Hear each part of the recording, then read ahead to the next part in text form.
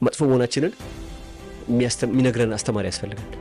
ጎበዝ ነው ምናምን የሚል ሳይሆን ኃጢአተኛ መሆኑን ሰው ሲያውቅ ነው መለወጥ። እነዚህ መጨረሻ ዘመን መሆኑን አውቆ ከጥፋት ለመዳን ንስሐ መግባት። ሰው ሰዎችን ወደ ሲኦል ከእግዚአብሔር የሚያጣላ ኃይል አለ። ይሄ እውቀት ማወቅ አለበት። አልጋ ቁራኛ ሁሉ እስከ መሆን ማለት ነው። መሞት እኮ ቀላል፣ አንዴ መሞት እኮ ብዙ ከባድ ላይሆን ይችላል። ግን ልክ እያለቀስክ ሰውነት ቆስሎ እግዚአብሔር ለማግኘት መንፈሴ ደስ ይለኛል ይላል። ትምህርትን ልክ እንደ መንፈሳዊ ጉዳይ አድርጎ የሚያጋጥመኝ ሰው አለ። ሲሪየስ ጉዳይ፣ ሌላ ዓለማዊ ጉዳይ። ስለዚህ የምንሸወደው ምንድን ነው? ተራውን ጉዳይ ጊዜያዊውን ዘላለማዊ ያኛውን ተራ በማድረግ ዶክተር ወይ ለመሆን ወይ ኢንጂነር ለመሆን ብዙ ዓመት የሚሰራው ዲግሪዋን ለማግኘት አይደል? እሺ ነገር ስለማግኘት ነው። ይሄኛውም እንደዛው ነው። ጥቅሙን ካወቀው እግዚአብሔር የሚያሰጠውን ካወቅ ዋጋውን ካወቅ ይቀላል። እኔ ይመስለኝ ነበር ልጅ ሆኜ በቃ ማልሞት ነበር ይመስል ማልታመም። በተለይ ትንሽ እድሜ ያሉ ወጣቶች በቃ ይሄን ማወቅ አለባቸው። መታመም፣ መሞት፣ በሽታ እነዚህ ነገሮች በቃ የሰው ልጅ ፓርት ናቸው ብሎ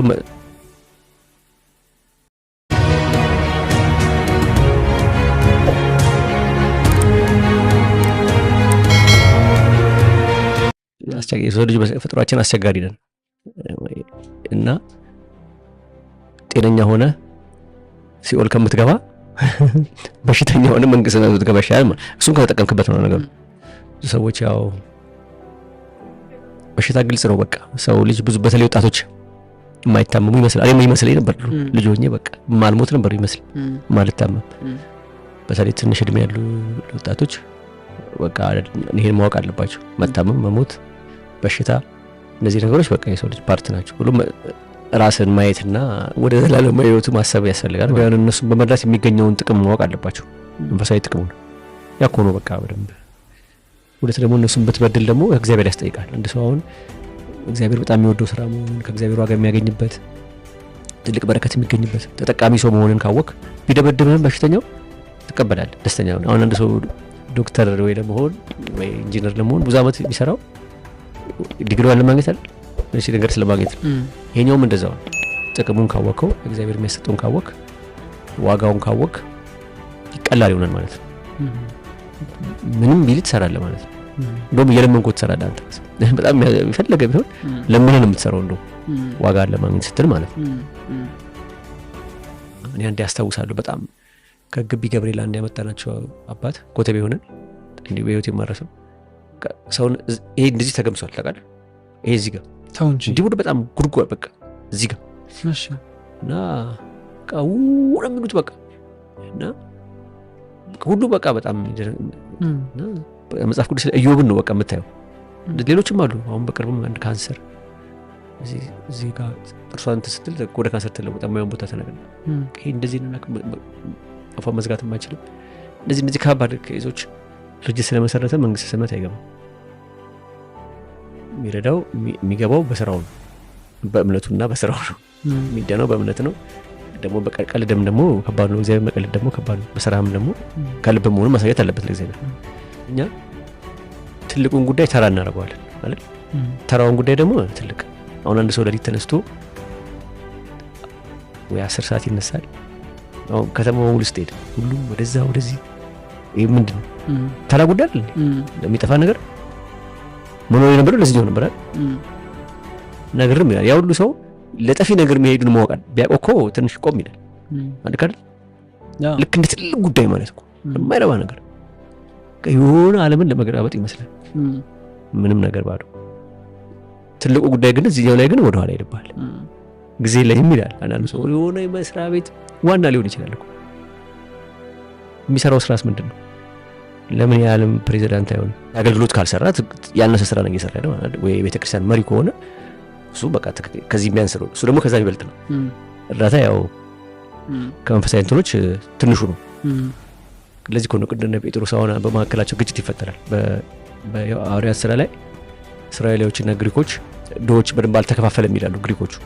እሺ ከዛ እንግዲህ እኛ እዚህ ውስጥ አንገባም አሉ ሐዋርያት 12። እኛ በዚህ በተራ ጉዳይ ማለት ነው እኛ ወንጌልን ነው የምናስተምረው። አየህ ትልቁ ጉዳይ ወንጌል ነው ብሎ ከዛ ውስጥ ተመረጡ 7 ሰዎች እነ እስጢፋኖስ። በርግጥ የተመረጡትም መንፈስ ቅዱስ ያደረባቸው ሰዎች ናቸው። በርግጥ ግን እነሱ ግን ያሉ እኛ እዚህ ውስጥ አንገባም፣ እኛ ዋናውን ነው የምንሰራው። ሌሎች ምረጡ ይሄን ንብረት ምናምን የሚያከፋፍል ምናምን ነገርና ምን ልል ፈልጌ ነው ትልቅ ነገሮች ላይ ትንሽ ማድረጋችን ነው። አሁን ትምህርት ብትለው ትልቅ ያደርጋል አንድ ሰው ልክ አይደል? ልክ እንደ እንትን ነው የሚያስበው እኮ እና እሱ መንፈሴ ደስ ይለኛል ይላል። ትምህርትን ልክ እንደ መንፈሳዊ ጉዳይ አድርጎ የሚያጋጥመኝ ሰው አለ። ሲሪየስ ጉዳይ፣ ሌላ ዓለማዊ ጉዳይ። ስለዚህ የምንሸወደው ምንድን ነው? ተራውን ጉዳይ ጊዜያዊውን ዘላለማዊ ያኛውን ተራ በማድረግ ነው። እና መንፈሳዊ እኮ ቀላል ነገር አይደለም እኮ። መንፈሳዊ ሰው እኮ ማለት እኮ ምን መሰለህ? ይሄን ዓለም የናቀ ሰው። እኔ የገዳም ሰዎች ግርም ይሉኛል። በቃ አሁን ገዳም ሰዎች ምን አይነት ሰዎች መሰለህ? አንድ አሁን ገዳም ውስጥ የሚኖር ሰው የሆነ ቦታ ሲሄድ ብር ተቀብሎ ነው ከገዳሙ አስተዳዳሪ ራስን ድሃ ያደረገ ሰው ማለት ነው። ደስ አይሉ? እና በቃ ተጋድሎ በጣም አለ። እግዚአብሔር ለማግኘት መስዋዕትነት አልጋ ቁራኛ ሁሉ እስከ መሆን ማለት ነው። መሞት እኮ ቀላል፣ አንዴ መሞት እኮ ብዙ ከባድ ላይሆን ይችላል። እድሜ ልክ እያለቀስክ ሰውነት ቆስሎ እግዚአብሔር ለማግኘት እንደዚህ አይነት ሰዎች ናቸው የሚያስቀኑ ሰዎች። እና መንፈሳዊ ስትለኝ ስላልሆንኩ ብዬ ነው። ያልሆንኩትን ነገር ብትለኝ ጥሩ አይደለም። መቼስ ሁላችንም ኃጢአተኛ ነን። ኃጢአተኛ ላለመሆንና ለመሻሻል ይፈልጋሉ። ሁሉም እየወደቅን ነው እንጂ የገጠር ሰው ስርዓቱ፣ የሴቶች አለባበስ፣ እንግዳ ተቀባይ ነው። የገጠር ሰው እኮ ኖርማል ልብስ ለብሶ ጋቢ የሚደርብ ሰው። አሁን ግን ክፍለ ሀገር ብትሄድ እኮ የምታየው ያተለውጠው ሌላ ነገር ሆኗል። ሴቶች ተሸፋፍነው አለባበስ እንደዚህ ኢትዮጵያ ባህል አየዋል። እና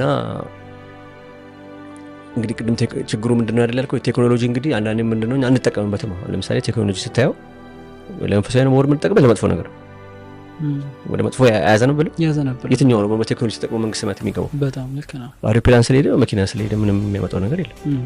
ዓለማዊ ነገር ሊያሻሽል ይችላል እንጂ። ስለዚህ ቴክኖሎጂ መጥፎ ነው ልትል ትችላለህ ማለት ነው። አመዛዝነህ መንፈሳዊ ነገር ስለማይጠቅም ችግር ነው ልትለው ትችላለህ። ስልጣኔ ራሱ መንፈሳዊ ሰው ከሆንክ እኮ ወደ መጥፎ ካዘነበሉ መተው ነው ማለት ነው። ምክንያቱም የምታጣው ዓለማዊ ነገር ነው ማለት ነው። የምታጣው መዝናናት ነው ማለት በእግር ከመሄድ ብዙ ደክመህ በአጭር ጊዜ ትደርሳለህ። እሱ ደግሞ በመንፈሳዊ እይታ ስታየው መጥፎ ነው። ስልክ ለምሳሌ አሁን ስልክ ዝም ብለህ ባትጠቀም ብዙ እኮ የማያስፈልግ ነገር በማውራት ጊዜ የምትገልበት ነገር ቀረ ማለት። ተፈጥሮ ማንም ሊለውጥ አይችልም። አንድ ነው ተፈጥሮ። ተፈጥሮ ሊለውጥ የሚችለው ግን ሴጣን ነው። ተፈጥሮ ለወጠ ካልከው ማለት ነው። ተፈጥሮ ሊለውጥ አይችልም። ሴጣን መሳሪያ ሲያደርገው ማለት ነው። ስለዚህ ሰው ልጅ የሆነ ኃይል አለ፣ በቃ መጥፎ ኃይል ሁሉንም ኃጢአት የሚያሰራ ማለት ነው። ለምሳሌ ነፍስ ግድያ አይደል? አንድ ሰው ነፍስ ሲገድል ምንድነው ፈልጎ ነው ገደል ልንተወር? ይሄ ደግሞ ከዛ የበለጠ ኃጢአት ነው። በቢሊየን ነው ጽፍ የሚበልጥ ነው። ከዛ በትንሽም አይደለም በቢሊየን። ስለዚህ ያው ኃይል ነው የሚሰራው ማለት ነው። ስለዚህ ሰዎችን ወደ ሲኦል ከእግዚአብሔር የሚያጣላ ኃይል አለ። ይሄ እውቀት ማወቅ አለበት። ይሄ ሁሉም ሃይማኖት ይቀበላል። ኦርቶዶክስ ይቀበላል፣ ፕሮቴስታንትም ይቀበላል፣ ሙስሊምም ይቀበላል። እኔ የማውቃቸው ሃይማኖቶች ያን ኃይል መኖሩን ማወቅ ነው የመጀመሪያው። በደንብ አድርጎ ማወቅ። መጽሐፍ ቅዱስ ላይ ደግሞ ምንድን ነው ይሄን ኃይል ደግሞ የምታሸንፍበት መንገድ ደግሞ መጽሐፍ ቅዱስ ላይ ተቀምጧል። ጾም፣ ጸሎት፣ ስግደት፣ ጾም እንዲያ ነገሮች እንጂ ጭራሽ የሆነ ኃይል አንተ መሳሪያ ትሆናለህ ነው የሚለው። ተፈጥሮ ነው በቃ አለቀ። አንድና አንድ ተፈጥሮ ነው፣ ሌላ ተፈጥሮ የለውም የሰው ልጅ።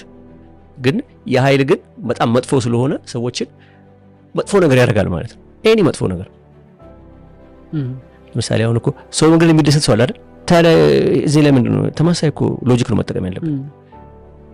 ስለዚህ ያ ሰው ከነጻ ካልሆነ ሌላውም ላይ ሌሎች ኃጢአቶችም ላይ ይሰራል ማለት ነው።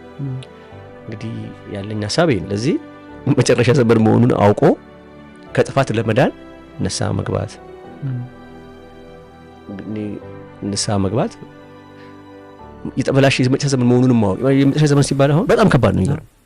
አሁን በሰለሞንና ገሞራ ጊዜ ለምሳሌ አሁን ቬጂቴሽኑ ሁሉ ነው የነደደው ሰው ከማጥፋቱ አልፎ ማለት ነው። እግዚአብሔር ቁጣ በጣም ከባድ እኮ እግዚአብሔር የሚባል እሳት ነው ይላል እኮ በአዲስ ኪዳን። እግዚአብሔር ከባድ የፍርድ አምላክ ነው። እግዚአብሔርም አይዘበትበትም ይላል። ስለዚህ ከባድ ነው ማለት ነው። እግዚአብሔር ጋር ዝም ብሎ ጨዋታ በጣም ከባድ ነው። ስለዚህ ፍርድ ማወቅ ጥሩ ነው። እግዚአብሔር ፍርድ ቅጣቱ ከባድ መሆኑ በጣም ቅዱስ ላይ እኮ ሲኦልና መንግስተ ሰማያት ይላል እኮ እኔ የፈጠርኩት ማንኛውም የፈጠሩ ሰው አለ። ሲኦል ማለት ምንድን ነው? የዘላለም ሞት፣ ትሉም ማያንቀላፍ እሳቱ ወደማይጠፋው የዘላለም ሞት ይላል ነው መሰለሙ ነገር። ብዙ ጊዜ እንደውም የጥፋት ምሳሌ አድርጎ ነው የሚያቀርበው፣ የመጥፎ ነገር ምሳሌ፣ የቅጣት ምሳሌ አድርጎ ያቀርበዋል። በጣም ብዙ ቦታዎች የሚገርም እግዚአብሔር ፓኒሽመንት የሚገለጽበት ኃጢአት እንደ ምሳሌ ይወል እግዚአብሔር ምን ያህል ሰዎች እንደሚቀጣ ምሳሌ አድርጎ ነው የሚያቀርበው ብዙ ቦታዎች። የመጨረሻው ዘመን ደግሞ ስንል እንግዲህ ሰፋ ያለ ሐሳብ አይደል ሲስተሙ ላይ እና ባጭሩ የመጨረሻው ዘመን ሆኖ ለአውቆ ማለት ነው እግዚአብሔር የተቀየመበት ጊዜ ማለት ነው። እግዚአብሔር ደስተኛ ያልሆነበት ጊዜ ማለት ነው። ያ ደግሞ ማን ነው? እግዚአብሔር ዘላለም የሚያጠፋ ማለት ነው። ዘላለም ዋጋ የሚሰጥ የምታስበው ከእግዚአብሔር ጋር ነው የምትገናኘው ማለት ነው። ምክንያቱም ከባድ መሆኑን ስታውቀው ጥሩ ይሆናል ማለት ነው። ከጥፋት ለመዳን ማለት ነው። የድሮ ትምህርት እኮ ደስ ይላል። ከአሁን መጥምቁ ዮሐንስ ሲያስተምር ደስ ይላል። እናንተ የእፉኝት ልጆች፣ እፉኝት ማለት ባባ መጥፎ ሰዎች ናችሁ፣ ወደ እንዴት መጣችሁ እዚህ ነው። መጥፎ መሆናችንን የሚነግረን አስተማሪ ያስፈልጋል። ጎበዝ ለምን የሚል ሳይሆን ኃጢአተኛ መሆኑን ሰው ሲያውቅ ነው እኮ መለወጥ የሚችል። እንዲህ አይነት ትምህርቶች ቢሰጡ በሁሉም ሃይማኖት ውስጥ